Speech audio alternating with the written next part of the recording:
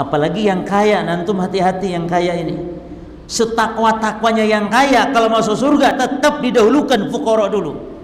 Fuqara'ul muslimin yadkhuluna al-jannah qabla aghniyahum binisfi yawm bi 500 sana. Orang fakir, orang Islam masuk surga lebih dulu daripada orang kaya setengah hari, yakni 500 tahun. 500 tahun aja, Pak. Setahun 2 tahun. Hidup aja ini 70 tahun udah kayaknya sudah bosan, sudah suwi hidup ini. 70 tahun padahal. Ini 500 tahun nunggu orang miskin dulu. Makanya antum pilih mana? Pilih miskin, pilih kaya aja, Pak. Miskin sabar, kaya syukur. Yani hartanya digunakan membangun masjid, jihad fi sabilillah, miskin disantuni yatim, pokoknya hartanya berkah. Pilih itu atau yang miskin sabar, miskinnya ahli ibadah, sabar. Pilih mana jemaah?